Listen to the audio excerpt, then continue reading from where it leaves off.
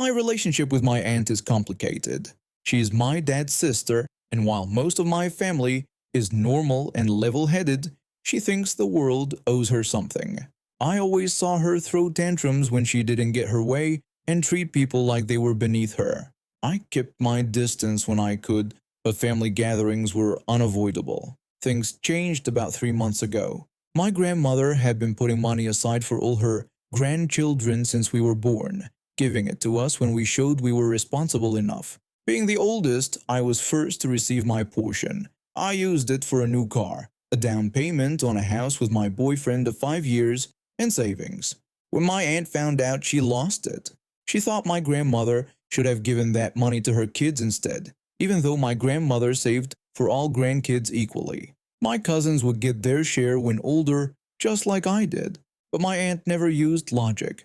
My boyfriend and I planned a 2-week vacation with my parents and siblings. The day before we left, we stopped by my grandmother's house to drop off our spare keys so she could feed and walk our dog, Buddy. As we were leaving, my aunt arrived. My aunt started accusing me of trying to con more money out of my grandmother. She called me a disgrace and compared me to my mother, who she called a witch. She said nobody else could see through me. I told her to get lost and said she was just angry because my grandmother wouldn't give her kids money early. I called her self-centered and reminded her that she had no friends, her kids' fathers wanted nothing to do with her, and nobody in the family except my grandmother cared about her. I said goodbye to my grandmother, telling her I loved her and would see her in 2 weeks. My aunt stood there turning red while I walked to the car. My boyfriend was laughing hard. I grabbed him by the arm and dragged him to the car. Later, my grandmother called me, saying I shouldn't have said what I did, but she didn't disagree. She felt she had to love my aunt because she was her daughter. We went on our holiday and had a great time. When we got home, we found our dog missing and half our stuff gone. TVs, DVD player and collection, game console and games, jewelry, clothes, shoes, outdoor barbecue, and more. We thought someone had broken in and let Buddy go, but there was no sign of a break-in and the doors were locked. Someone must have had a key. The only people with keys were my boyfriend, me, my parents, and my grandmother. I called my grandmother, suspecting my aunt. I asked my grandmother when she last came to feed and walk Buddy. She told me she was there the day before around lunch, took him to the park, and left him with plenty of food and water. She asked if something was wrong. I told her we found Buddy missing and half our stuff gone despite locked doors, and I was calling the police. My grandmother called my aunt a witch and said she had been at her house the day before, and again that night. She noticed our keys were in a different spot than where she left them. She told me she was sorry. I was more shocked by my grandmother swearing than what my aunt did. I told her it wasn't her fault and I would call the police. My grandmother said to do it, hoping it would teach my aunt a lesson. While on the phone with police, our neighbor came over with Buddy. He talked to my boyfriend. Our neighbor said he found our dog in his yard and knowing we were away, kept him so he wouldn't end up in the pound. My boyfriend thanked him and asked if he saw anyone at our house besides my grandmother. The neighbor said they were out all day and found Buddy when they got home. He thought my grandmother left the gate open and asked what happened. My boyfriend explained, and our neighbor checked his security camera footage. One camera caught my aunt entering our house with my cousin and some man, loading our stuff into 2 trucks and a station wagon. The police took fingerprints, statements, and the footage. 2 days later, my aunt, cousin, and the man were arrested and charged with breaking and entering and theft. They got bail, and my aunt called me. My aunt yelled at me, calling me a witch and asking how I dared to call the cops on them. I asked how she dared to break into my house and steal thousands of dollars worth of stuff. She said they didn't break in because they had a key and it wasn't stealing because we were family. She said she could take whatever she wanted. She told me to drop the charges and tell the police it was a misunderstanding. She was upset that her son was put in handcuffs and locked in a cell, saying her prince was too good for that.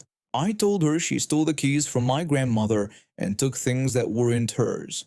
I said if she returned everything and apologized, we might drop the charges. She cursed at me and said they took what they felt they were owed. She complained that my grandmother gave me money when I didn't need it, while her kids had nothing and deserved better. She told me to drop the charges, said they were keeping everything, and threatened me if I didn't comply. I called her stupid and reminded her it wasn't just my stuff but my boyfriend's too. I was angry. She let our dog go. I told her she was lucky the police got to her before my boyfriend did, and that I hoped they'd all go to jail. I warned her never to call us or come to our property again. I hung up and my boyfriend and I called the police for advice. We got a restraining order to stop her from harassing us or coming to our property. My aunt called my mom to get my parents to talk us into dropping the charges, but my dad told her off and said she wasn't welcome at their house either. Then she tried my grandmother, who told her she was ashamed of her, and my cousin, that we had every right to press charges, and if she didn't return everything, the money for my cousin would go to us to replace everything. My aunt refused, so my grandmother gave us the money. In court, my aunt got 6 months in jail. She had other theft and fraud charges and 2 years probation. My cousin got community service since he was 17. The man who helped got a good behavior order because my aunt told him my boyfriend was her ex and she was moving and needed help with her stuff. After my aunt went to jail, Child Welfare Services investigated her home and found it unfit for her younger children. Her ex-husbands filed for custody and won easily with her criminal record. When she got out of jail, she had lost her children, reputation, and family respect. Now she lives in a tiny apartment, working minimum wage jobs because no one will hire someone with her criminal record. My grandmother still loves her but doesn't trust her. When my aunt tries to cause drama at family gatherings, everyone leaves. Justice comes around eventually. I had been unemployed for 8 months before landing this job at a design studio. It wasn't my dream position, but after sending out hundreds of applications and eating ramen for dinner 5 nights a week, I was desperate. The job market in the early 2000s wasn't great, especially for someone just starting out in graphic design with only an associate's degree and a small portfolio. The studio had a modern, open floor plan, the kind with those half-height partitions that give you the illusion of privacy while actually providing none. Everyone could see and hear everything. I was still in my probationary phase, meaning I was technically a contractor with no benefits, no sick days, and could be let go at any moment. My dog was my best friend. I had adopted her from a shelter 3 years prior when she was just a puppy. She helped me through a bad breakup, my parents' divorce, and the stress of job hunting. She would sit by my feet while I worked on design projects at home, occasionally nudging my leg for pets. She was always there, loyal and loving. That night I had been working late on a project. I had left some small rubber eraser pieces on my desk, something I never thought twice about before. When I finally went to bed, she was curled up on my blanket as usual. I patted her head, told her good night, and fell asleep. I woke up to find her stiff and cold. There were signs of a struggle. My blanket was bunched up. Things had fallen off my nightstand. She had choked on one of those eraser pieces while I slept just feet away. The guilt was overwhelming. If only I had put my supplies away. If only I had woken up. If only I couldn't stop crying. I carefully wrapped her in my blanket and called my boss. I explained through tears that I couldn't come in because my dog had died and I needed to arrange for her burial. My boss asked if I was joking and said it was just a dog, reminding me about our deadline. When I tried to explain further about finding her that morning, my boss cut me off. They told me that since I was still in my probationary period with no sick days, not coming in would be considered a resignation. When I tried to protest, they told me everyone has personal problems and that I needed to man up and do my job. They expected me at work within an hour. The threat of losing my job and returning to unemployment was too much. I showered, trying to wash away the tears, but they kept coming. I left my dog wrapped in my blanket on my bed, promising to take care of her properly when I returned. When I got to the office, my eyes were red and puffy. I approached my boss's desk one last time.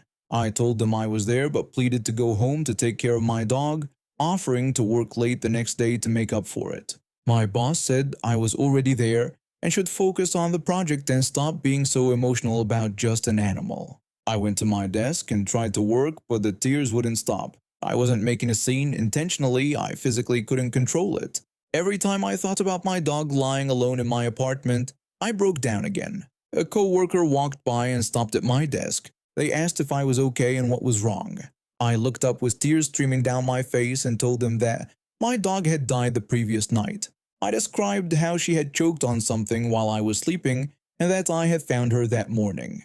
I added that she was still at home wrapped in my blanket because I didn't have time to arrange anything before coming to work. The co-worker asked why I was even at work. I replied loudly enough for nearby desks to hear that. According to my boss, it wasn't an acceptable reason to miss work, adding that they had called it just a dog and told me to man up. His face showed shock, then anger. Throughout the day, more colleagues stopped by. Each time I told them the same story, not hiding my grief or the fact that my beloved pet was still lying dead in my apartment while I was forced to be at work. Word spread quickly. People were giving my boss dirty looks. I could see her becoming uncomfortable as the day went on. Around lunchtime, her boss, the studio director, came to my desk. He asked if he could speak with me for a moment. We walked to a small conference room and he closed the door. The director said he was sorry about my dog. I thanked him. He then told me I shouldn't have had to come in today and that he was giving me the rest of the day and the next 2 days off, with pay, to take care of my dog and grieve properly. I said I appreciated that but pointed out that as a contractor, I didn't get paid time off. The director told me they were making an exception and that when I returned, we would discuss moving me to permanent status ahead of schedule. He said no one should be forced to work on a day like this. When I left the office, my boss wouldn't make eye contact with me. I later heard from my coworker that the director had a stern conversation with her about compassionate management and company values. I took my dog to be cremated and kept her ashes in a small wooden box with her name on it. When I returned to work, there was a card on my desk signed by everyone except my boss. 2 weeks later, I was made a permanent employee with full benefits. My boss was transferred to another department a month after that. My dad's been in rehab for substance abuse issues for a few months, and I've been stuck living with my mom, her boyfriend, who used to be my abusive stepdad, and my entitled half-brother. I've been counting down the days until I could move in with my aunt and uncle, which was finally happening this Thursday. My dad got out of rehab yesterday, which should have been a good day. I saw him driving down my street and we stopped to catch up. He asked if he could use my work phone since his got taken away in rehab. I said sure and went to reset it for him. While I was backing up the phone, I heard knocking at my bedroom door. I told whoever it was that I was busy and they should go away. My half-brother kept knocking anyway. I again refused to let him in, saying no thanks. My half-brother entered anyway. I yelled at him to get out. He pointed at a cup of juice next to my bed and demanded that he wanted it. I refused and told him to go away. I started rolling toward him in my office chair, not realizing my headphones were attached to the chair.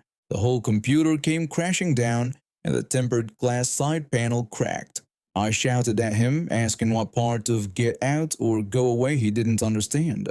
I slammed the door in his face so hard that a piece of the door frame broke. There's a window in the frame and my mother appeared in it. She announced that she was going to grab the juice. I refused and told her to go away too. She insisted she was getting the juice no matter what. I gave in, telling her to take the juice. I opened the door and threw it at the floor next to her. She picked it up, it was a big container, and poured it all over my computer, monitors, keyboards, phone, and bed. I instantly wrapped my electronics in a blanket and charged at her to get her out. By then we were in the hallway and her boyfriend came upstairs. Her boyfriend threatened me, saying he was looking at me and would beat me. I dared him to try, calling him a jerk. He escalated his threats, saying I was about to get beaten. I ran back to my room, grabbed a knife from under my mattress, and went back out. I challenged him, saying if he touched me, I'd stab him and claim self-defense. He and my mom ran downstairs. I checked my phone to see if it still worked and tried to dry everything off. I put the broken glass pieces together, then went outside to my dad, who was a couple houses down. I told him what happened. He wanted to hurt my mom's boyfriend, but explained he didn't want to go back to jail since he just got out, which I understood. He told me to go back in and get my shoes and a change of clothes since I had juice on me, and we'd go to my grandma's house. When I went back, the door was locked. I knocked. My mom asked what I wanted. I explained I needed my shoes and stuff. She refused to let me in, saying she'd toss my things out the window for me to collect. I insisted she'd just let me in. She accused me of pulling out a knife. I defended myself, pointing out that she had just stood there watching her son threaten me and asking if she expected me to just take it. She denied he threatened me and claimed I was being disrespectful. She tried to close the window, but I kept my arm in it. I told her she wasn't getting the last word and reminded her that she had watched the whole thing. She screamed that she knew what he said because she was right there. I told her she clearly wasn't listening. She said goodbye and declared I wasn't getting my stuff back. She slammed the window and locked it. After that, I noticed her boyfriend's bike outside. I still had the knife, so I sliced the tire and ran back to my dad to tell him. He was angry that the boyfriend was there because he wasn't supposed to be, and if my siblings weren't there, I would have told the landlord. I went to my grandma, my mom's mom, and told her everything. She was furious with my mom. Later that night, I went back to check if my electronics were broken. My mom let me in, but not before lecturing me about respect. In my head, I was just thinking about how I only had to make it to Thursday when I'd move out. Upon inspection, only the computer seemed broken, and I planned to make her pay for it. A few hours later, things got worse.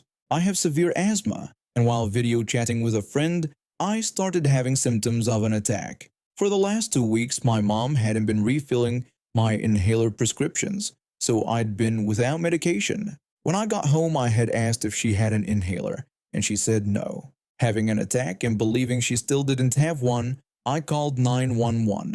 The ambulance came and checked me. Only one lung sounded normal. They gave me a breathing treatment, which helped temporarily, but asked if I still wanted to go to the hospital. I said yes because I needed an inhaler for the long term. When they knocked on our door, my mom suddenly found an inhaler. But it was too late. I was already committed to going to the hospital. My mom complained the whole time, accusing me of faking my symptoms. I spoke privately with the doctors about my other health concerns, including bulimia and possible seizures. When they asked if I felt safe at home, I honestly said no. A social worker got involved, and my mom spoke to him in the hallway. About an hour later, after giving me an inhaler, the social worker returned with police officers.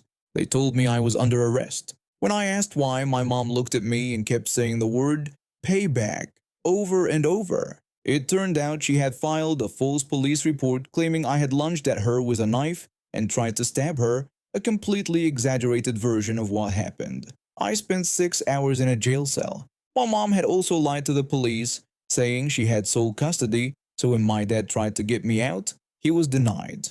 Eventually, my dad confronted my mom and forced her to come with him to get me released. While sitting in that cell, I thought of ways to get back at her. Her boyfriend and his kids weren't supposed to be living with us, so as soon as I got out, I emailed our landlord about the unauthorized residence. The landlord responded quickly, saying they'd investigate immediately. 2 days later, my mom received an eviction notice for violating her lease. The day before I moved to my aunt and uncle's, I overheard her frantically calling friends for a place to stay. No one would take her and her boyfriend. On Thursday, when I was loading the last of my things into my aunt's car, my mom came out crying, begging me to tell the landlord it was all a mistake. I looked her straight in the eyes and said the word payback before driving away to my new home. I'm 36 with 2 boys, 9 and 11. Their mother and I divorced over 3 years ago. We have 50-50 custody, and things settled into a decent rhythm.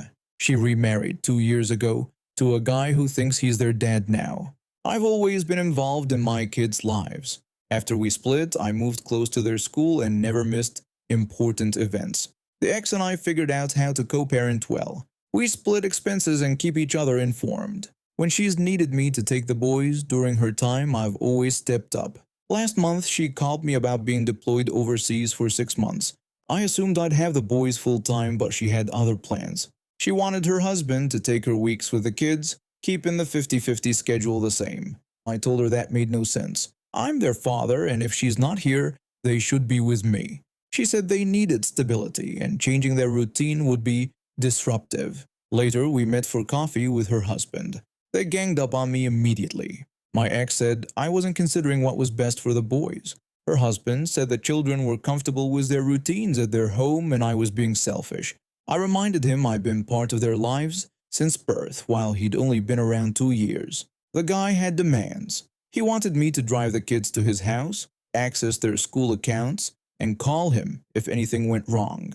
I offered compromises like letting him visit them at my place or taking them to dinner at his house weekly. Nothing worked. After a week of arguments, I called my lawyer. Our custody agreement states I get the kids full time if she deploys. Plus, California law favors the biological parent in these situations. When I brought this up, they were furious. My ex asked if I was hiding behind legal technicalities. Her husband said the boys would be devastated. I pointed out they hadn't even been told about the deployment yet. She accused me of planning to rip them away from their home. I clarified that I wasn't cutting their stepdad out completely. The husband walked out and my ex followed, calling me selfish.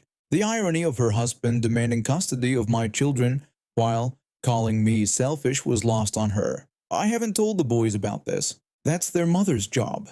My phone blows up with texts from her, him, and her parents, all saying I'm being unreasonable. What parent wouldn't want their kids full time, even temporarily? I'm not trying to cut their stepdad out. He can visit, but I'm their father. When their mother is gone, they belong with me.